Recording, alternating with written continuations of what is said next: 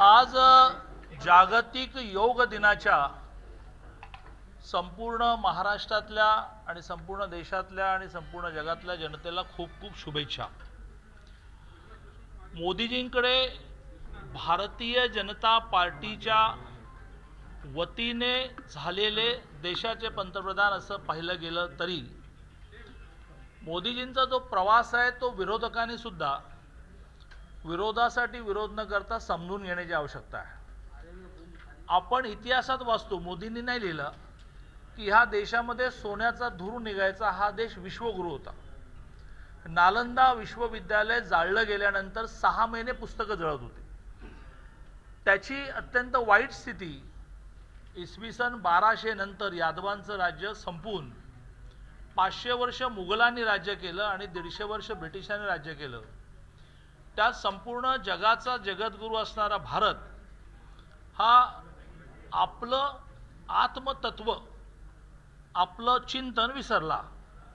मोदीजी रस्ते करतायत, रेल्वे करतायत, आणखीन संरक्षण व्यवस्था नीट करतायत, पण संपूर्ण जगामध्ये हा बेसिक सर्वे भूतिना संतु सर्वे संतु निरामया, सगळ्यांना सुखी ठेव असा वसुधैवकम कुटुंबकमचा संदेश देण्यामध्ये शरीर नीट असलं तर सगळं नीट राहील, डोकं नीट असलं तर सगळं नीट असेल, त्यातून त्याने संपूर्ण जगाला हे पटवून दिलं।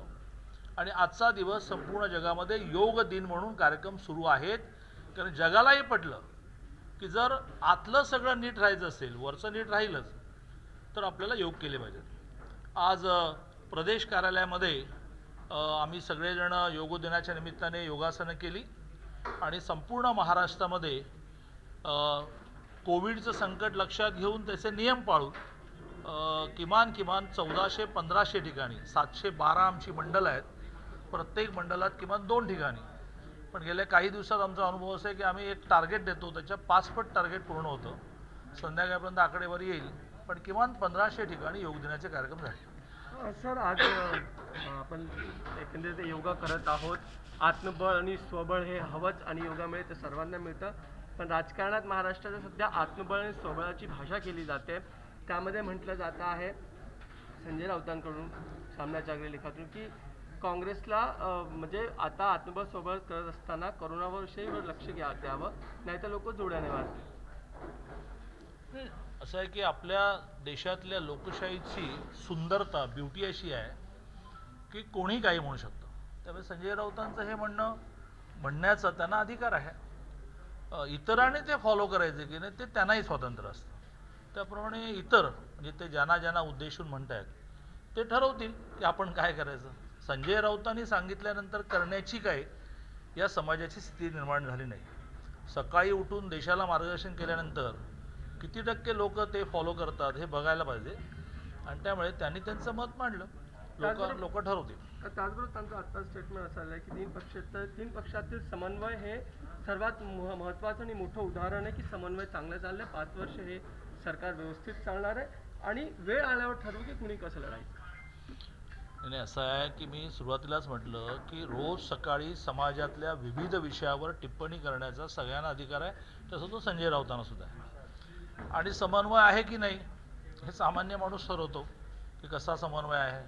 पटोले काय म्हणतात, प्रताप सरनाईक काय म्हणतात, काही जण कानात काय म्हणतात, कुजबुजत काय म्हणतात, सांगू नका म्हणून काय म्हणतात, हे त्यांनाही माहिती नाही असं नाही।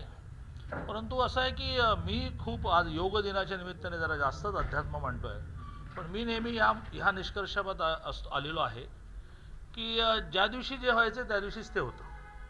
त्याचा तुम्ही किती आटापाटा केला तरी ते होत नाही, याचं कारण त्याला तुम्ही भविष्य म्हणा, त्याला तुम्ही अध्यात्म म्हणा, त्याला तुम्ही ईश्वर म्हणा, काय म्हणायचं म्हणा। उदाहरणार्थ आज मी योग दिनाचे कार्यक्रम इथे करायचे असं काल रात्रीपर्यंत ठरलं नव्हतं, परंतु ते इथेच करायचे होते, त्यामुळे रात्री ठरलं। एवढ्या सकाळी तुम्ही मला भेटायला येणार असं काही काल संध्याकाळी 6ला ठरलं नव्हतं, पण आत्ता भेटायचं ठरलंच होतं म्हणून तुम्ही भेटलात। त्यामुळे प्रत्येकाला आपापले प्रयत्न करू द्यात, ज्या दिवशी जे व्हायचं ते होईल। प्रताप सरनाईक म्हणतात की भाजपसोबत जावं, भाजपसोबत हातमिळवणी करण्याची गरज आहे, त्रास होतो आहे, अनेक यंत्रणा त्रास देतात, भाजपसोबत जावं। अनेक आमदारांचं पण त्यांचं हेच मत आहे असंही ते म्हणतात। काल माजी मंत्री माझे परममित्र राम शिंदेंच्या मुलीचं पुण्यामध्ये रिसेप्शन होतं. राम शिंदेंचा स्वभाव ज्या प्रकारचा आहे त्याप्रमाणे सगळ्या पक्षात त्यांची दोस्ती असल्यामुळे सर्व पक्षीय आमदार आले. असं म्हणायला हरकत नाही, 70-80 आमदार तर नक्कीच तिथे पोहोचले होते, सर्व पक्षीय होते. जे प्रताप सरनाईकांनी लेटरमधून सांगितलं ते त्याने गप्पांमधून सांगितलं. आता अशा गप्पांमधून सांगणं आणि पत्रातून सांगणं याचा एकूण परिस्थितीवर किती परिणाम होतो हे काळ ठरवेल. पण भाजप या सगळ्या गोष्टीवर नजर ठेवू नये का? आणि या अस्वस्थतेचा ही जी अस्वस्थता तुम्हालाही जाणवते, बोलून दाखवतात, त्याचा एकंदरीतच सरकार परिवर्तनासाठी काही हालचाली दिसतात? मी अगदी पहिलं वाक्य ते म्हटलं की त्याचा परिणाम नेत्यांवर व्हायचा की नाही हे काळ ठरवेल. काळ हा एक गोष्ट अशी आहे की जो तुम्ही बदलूही शकत नाही आणि त्याच्या पोटात काय दडलं हे सांगता येत नाही. हां, रश्मीताई बऱ्याच दिवसांनी मला हा प्रश्न विचारायचा होता. जसं एक शिवसैनिक म्हणून सरनाईक म्हणतात की अनेकांना असं वाटतं की आपण आपल्या जुन्या मित्राबरोबर जावं.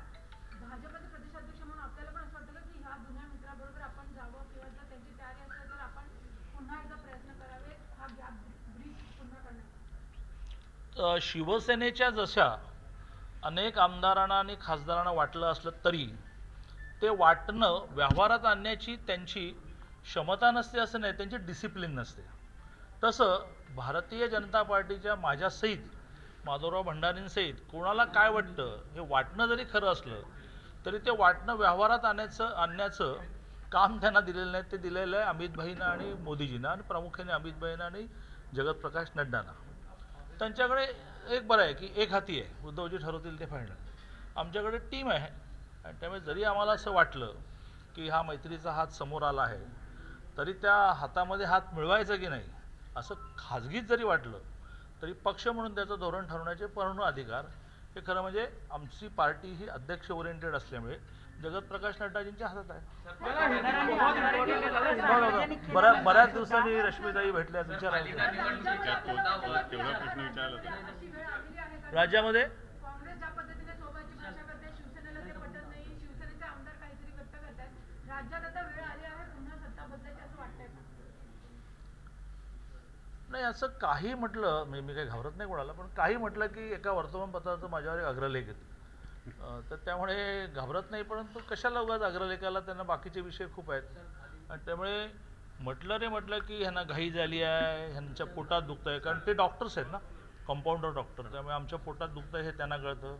आम्हाला नड्डाजींचं हिंदीत फक्त आम्हाला झोप लागत नाही हे ना कळतं. त्यामुळे नजीकच्या काळामध्ये बदल होणार आहे की नाही मला सांगता येणार नाही. हिंदी में बहुत इम्पोर्टेंट सवाल है, यही राजनीति से जुड़ा हुआ। प्रताप सरनाईक शिवसैनिक क्या वहाँ से आवाजें आने लगी हैं कि पुराने जो मित्र हैं उनसे उनकी तरफ हाथ अब आगे बढ़ाना चाहिए और ये मित्रता होनी चाहिए, कहीं ना कहीं एक संकेत दे रहे हैं कि युति की संभावना बनानी चाहिए। आपकी क्या प्रतिक्रिया? आप अध्यक्ष हैं महाराष्ट्र के। प्रताप सरनाईक जी ने पत्र में लिखा, लेकिन जब मिलते हैं तो लगभग सारे, मैं बहुत विचारपूर्वक कहता हूँ कि सारे यही कहते हैं कि ये अभी समाप्त करना पड़ेगा, लेकिन उससे परिवर्तन होने के लिए निर्णय करने का अधिकार उनके पास नहीं रहता है. तो परिवर्तन करने का अधिकार उनके पास एक ही व्यक्ति के पास है, दो व्यक्ति के पास भी नहीं है. उन उद्धव जी को लगा तो वो करेंगे. हमारे लिए सुविधा यह है कि हमको जो लगा वो लगने के बाद भी उसका व्यवहार में निर्णय करने का अधिकार ये हमारी पार्टी अध्यक्ष ओरिएंटेड है. जगत जी हमारे राष्ट्रीय अध्यक्ष को है. सर, जिस तरह पिछले दिनों में देखा गया कि एमपीए में अलग अलग बातें हो रही है, कांग्रेस ने कहा कि वो अकेले लड़ेंगी, इसी बीच प्रताप सरनाईक शिवसैनिक हैं, एमएलए हैं, उनका ये बयान आता है, तो क्या बीजेपी अब एक कदम आगे और बढ़ा सकती है आने वाले दिनों में, और क्या वो युति जो पुरानी टूट गई थी उसे वापस देखा जा सकता है? मैंने पहले ही कहा कि हमारे यहाँ पूरी डेमोक्रेसी है.